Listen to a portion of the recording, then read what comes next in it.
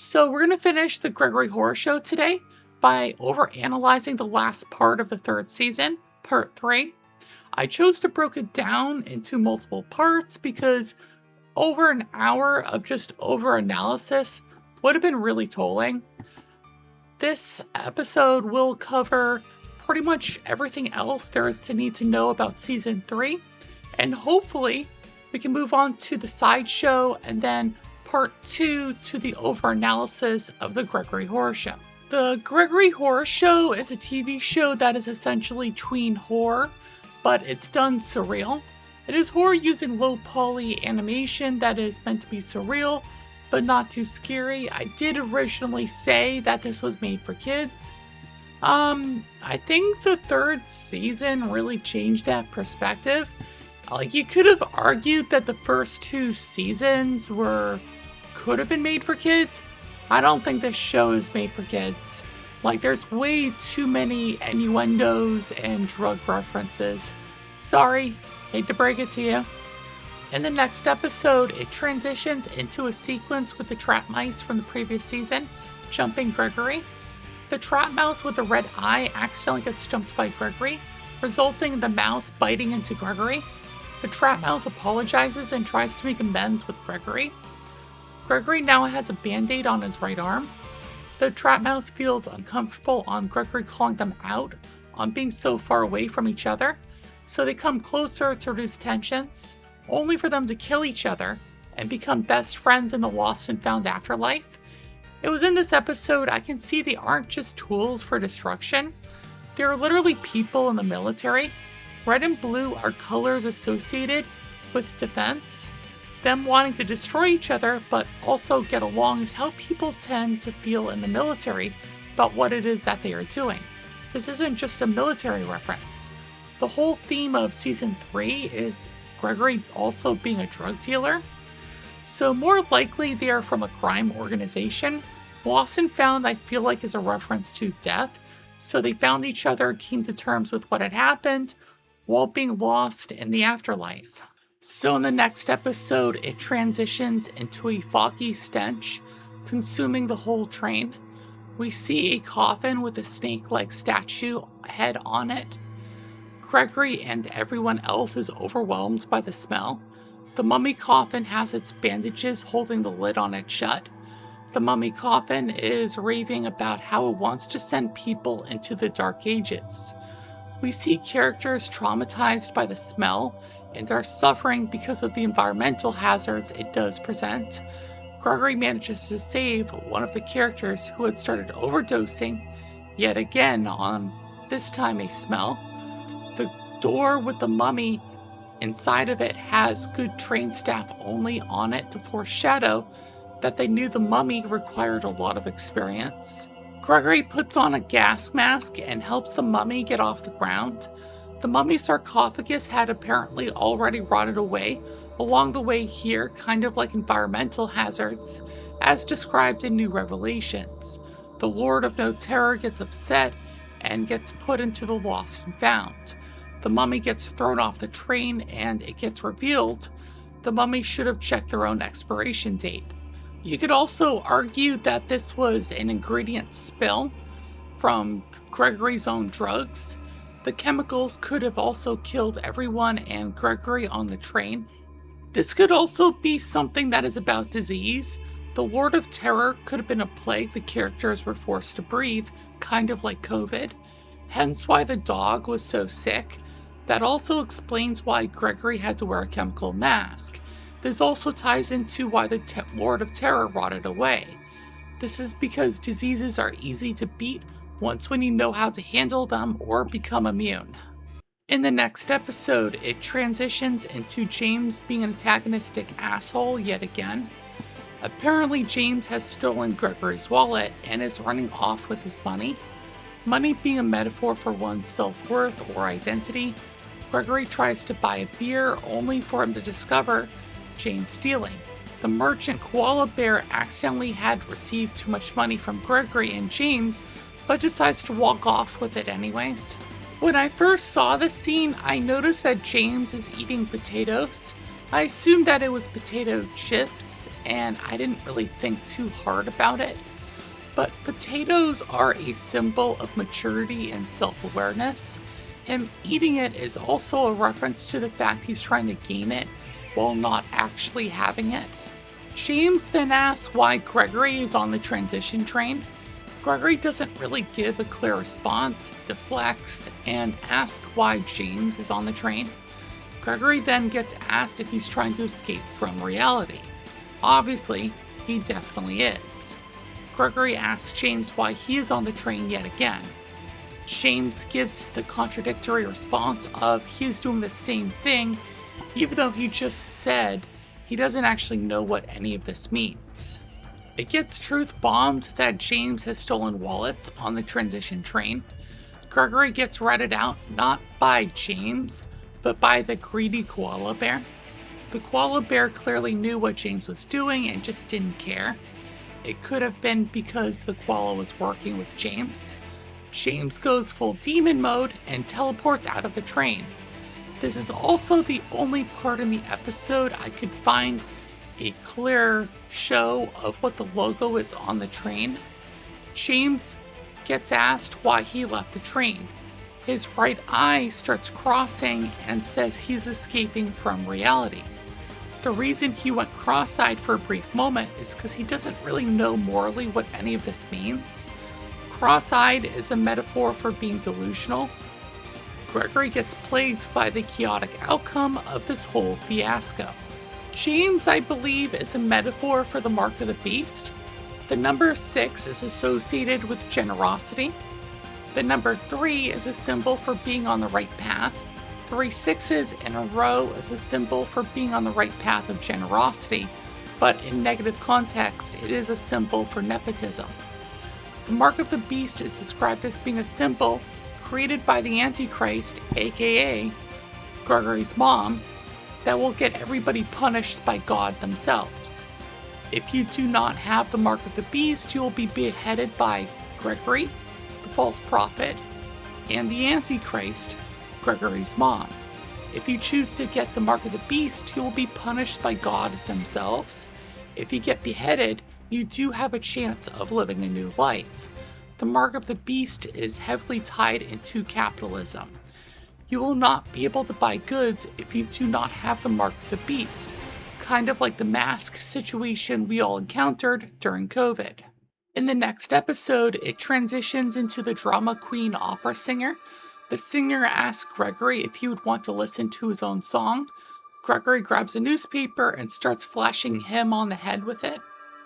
The reason Gregory is hitting him on the head with the newspaper is to tell him that there are things that are more mainstream.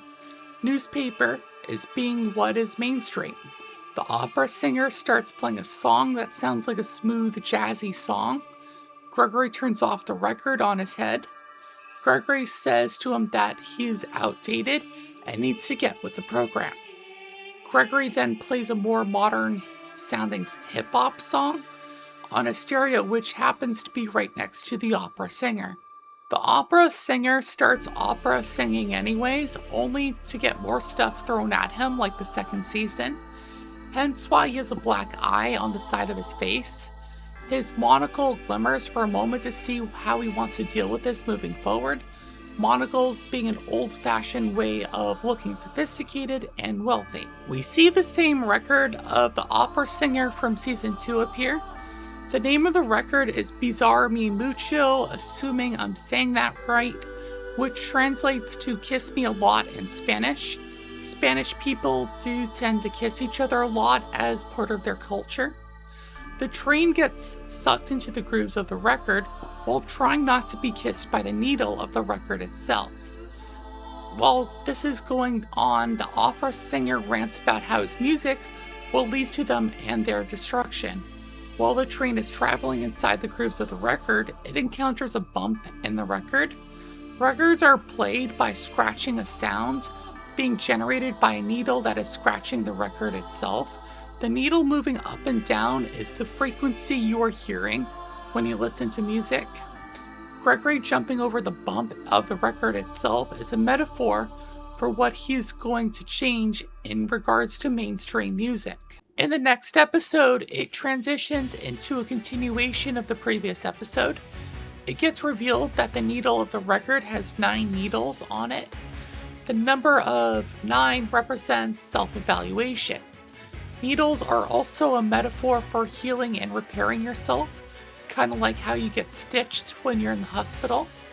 You will notice that the needle is bigger in the middle and longer than the other needles. There are 6 needles and a total of 3 on each side that are medium length. Lastly, there are 2 needles near the top of the record needle that are shorter and not fully attached to the big single needle in the middle. The big needle is a symbol for one's own memories, the memories of the path of the record itself. Music is also a metaphor for memories. The 6 medium needles is emotional support. 6 is a number associated with generosity. The 2 smaller needles represents the duality of life. The needle in the middle is playing life itself out. Gregory interfering with the record is also a representation of how Gregory is interfering with someone else's life. Gregory is causing the needle of the record to shift paths by jumping over the bumps in the record. He is changing the tune of the memory song by doing that. The needle is jumping paths all over the place. Gregory is telling the opera singer he's not in with the times. The opera singer is fighting back as hard as he can. The needle then shifts paths to the end of the record, which is also the middle of the record. The opera singer then gets annoyed and stops the nonsense. He says while being forcibly shoved in the back of the train that maybe nobody really wanted me in the first place. Crows start swarming him shortly after. Crows being symbolic towards messages sent to you. He gets mad and starts telling the crows to go away. Gregory is hip-hopping at this section of the train. He is dancing and singing about the opera singer like a rock and roll musicians in the modern day probably would. You gotta wake up, you're a whack MC who ain't worth your makeup.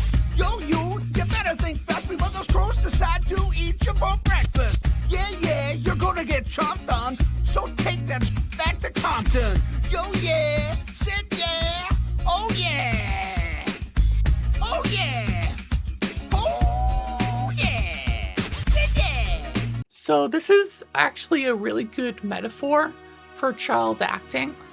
When children tend to go to audition for roles, they have to consent to things they absolutely should not and never should be a thing, kind of like what was described in the Quiet on Set documentary. You could argue that the record shifting paths is their memories being warped by something that just doesn't exist. In the next episode, it transitions into the spinning wheel from the first season. Spinning wheels are impulsive decision making that life can sometimes make or force us to do. The wheel appears next to Gregory and is asking for Gregory to spin their wheel. The spinning wheel lands on 3, 3 being symbolic for harmony and water representing cleansing or banishment. The fact that we see Gregory get wiped out means he wiped himself out of impulsivity.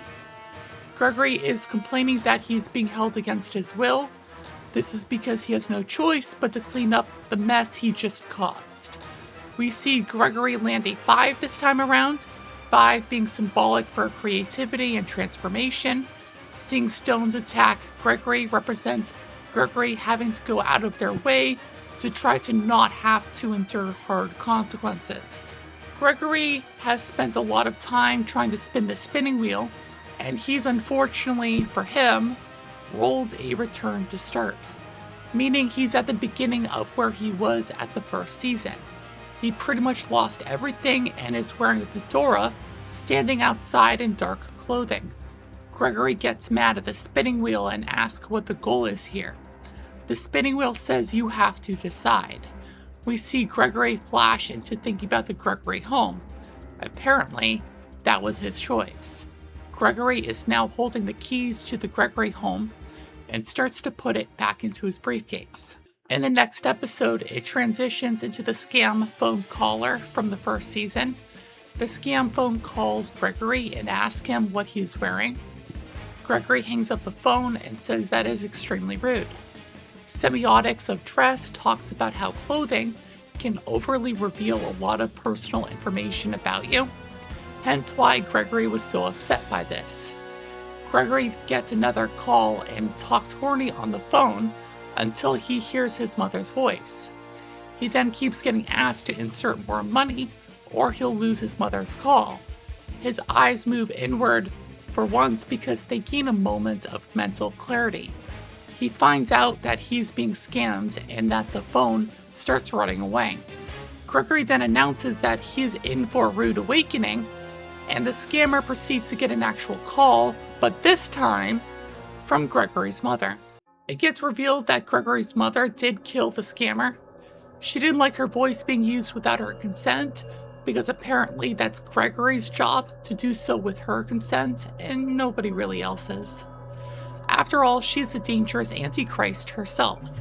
We see Gregory at the scene of the crime. We see random ads all over the body that are symbolic for the evidence that his mother was definitely there. We see walls with his mother's face on it, representing the boundaries she had created to help contain the evidence. In the next episode, it transitions into the engine of the train. It is apparently being powered by the lost souls from the previous seasons.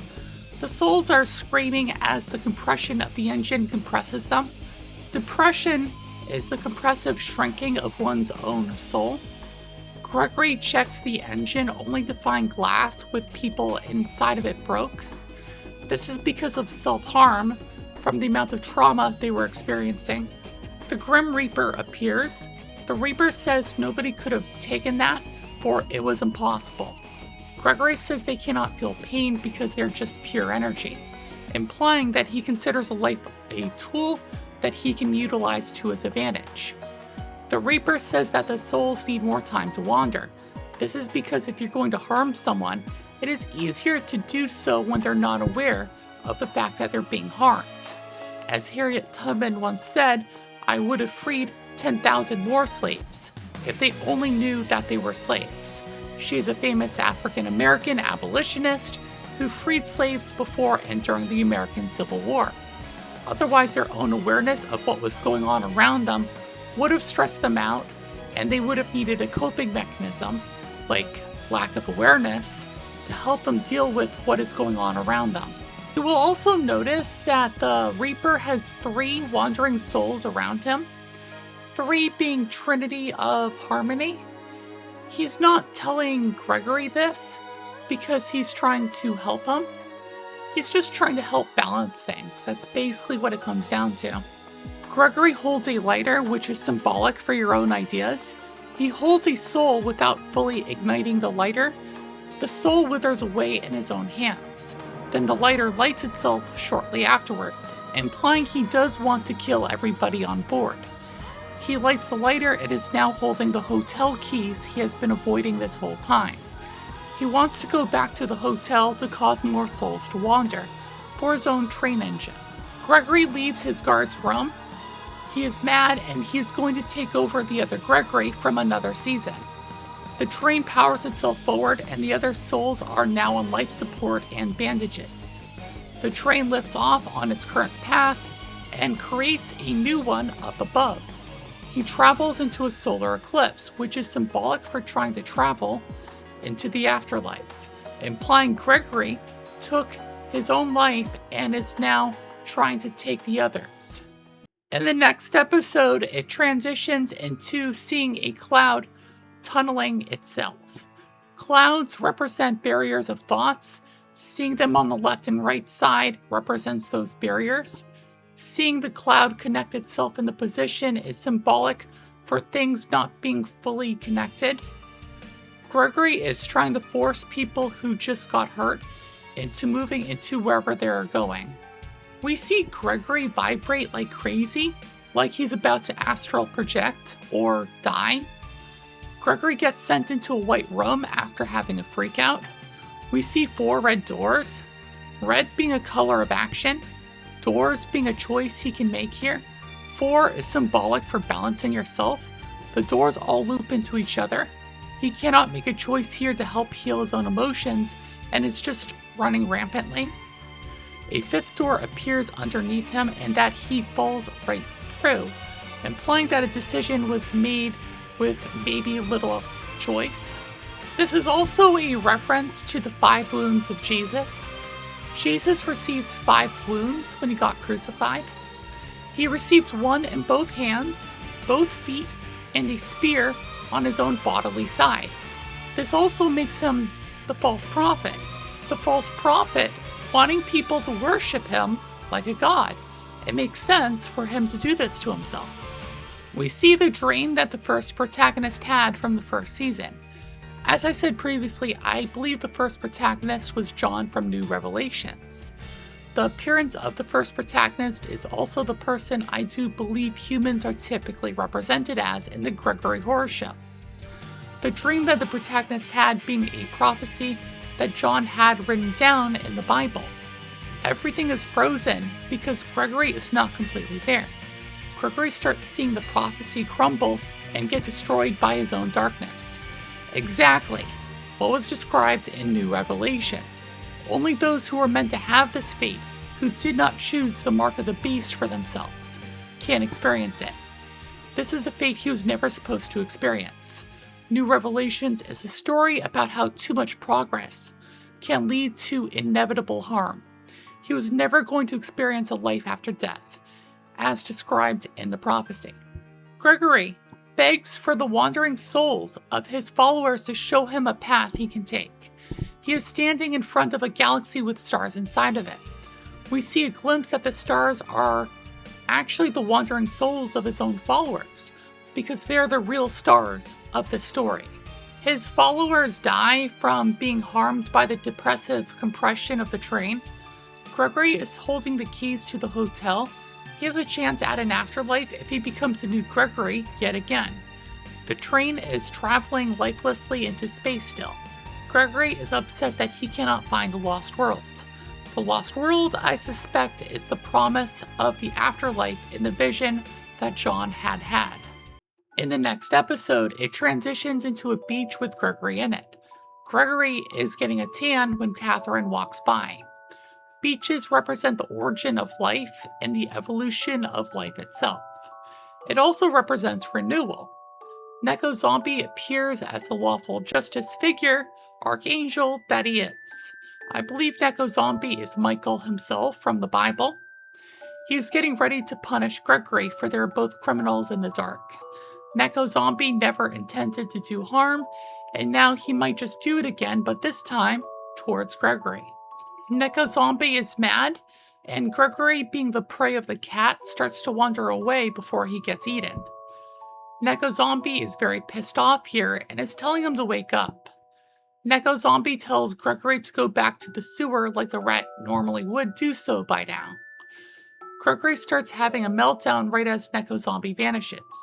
He throws his chair into the relaxing water, and the entire illusion shatters. Gregory is in the train holding a lighter because he just had an idea that came into fruition. He sees his train with all the windows shattered, implying that outside forces just did harm to his own transitional period of life. Most likely Neko Zombie here was the one that did it.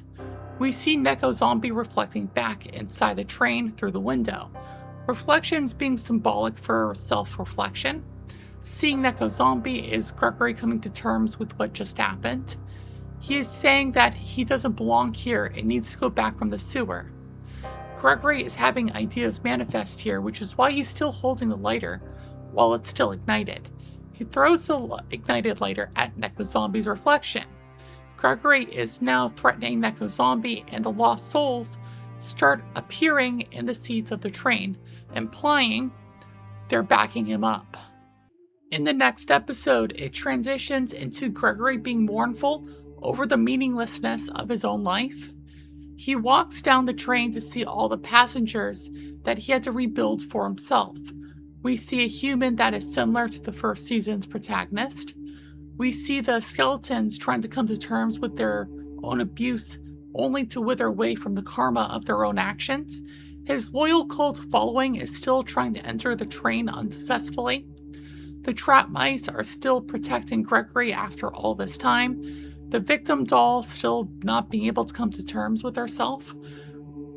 We see Gregory eat the chicken only to think of the chicken from the previous episodes. Gregory now comes to terms with the fact that he is a nobody and wants to do something that is nothing. We see the train being held up by chains in free space. We see the clouds representing the cloudy delusional thoughts that are still trying to merge from his own freaking brain. Gregory then asks for the self-reflection mirror from the first season to appear. Gregory wants to know what he has done since being on this train. The chains break from the cloudy thoughts holding him back as he is starting to enter the self-reflection mirror. He is talking about who he is, saying that he is consciousness, ambition, and a water rat without a body looking for the circuits of souls. A water rat represents the rat from the Chinese zodiac. It is somebody who's creative and resourceful when the odds are stacked against them. In the next episode, it transitions into Gregory being able to find the circuit of souls needed to power himself again. Circuitry is a metaphor for the flowing of power. Power, in Gregory's case, is the fear he inflicts onto everyone else to fuel his own ambitions. We see the mark of the beast that James is playing with Gregory's own ambition train. Gregory gets mad at James for playing with his own train set. James asks for the name of the train. Gregory truth bombs, it is called ambition. We see the capitalist koala still running inside the train, but this time for dear life, implying that all capitalists who don't do good things will run for dear life because of somebody as big as the mouse. Gregory knows firsthand how weak they actually are. The capitalist koala manages to escape the train to tell Gregory something. Gregory asks for his sales, implying that Gregory did manage to get control over all of capitalism as described in New Revelations. The mark of the beast controls everyone, and the false prophet controls the beast. The Antichrist controls the false prophet, and the Antichrist is the meaning behind all of this. We see Fantasy Man overwhelmed by his own emotions of what he had found out. He is explained to have anemia because of all the power he had lost, coming to terms with why Gregory was in the train in the first place. The fear is consuming him, hence why Catherine is still trying to mess around with him. Catherine plays off of the weak. He can still gain his power back if he can manage to leave her. Fantasy Man is also a metaphor for those who tend to fall for rage bait. We also notice that Gregory did manage to gain control over the other establishment. He now has a toy version of the other establishment that he can hand control. This story is about how corruption can lead to chaos. Corruption being the bad meaning behind bad intent. I'm really looking forward to the next season of the show, and I will try to do more analysis of New Revelations and maybe a separate playlist. Thank you for watching and take care.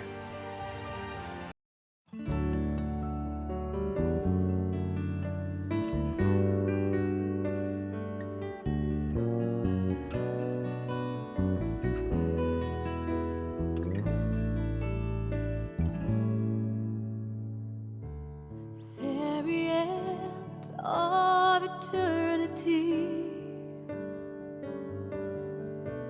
the final day has come to an end. It's gone for good.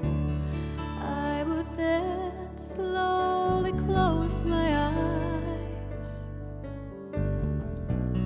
and be cuddled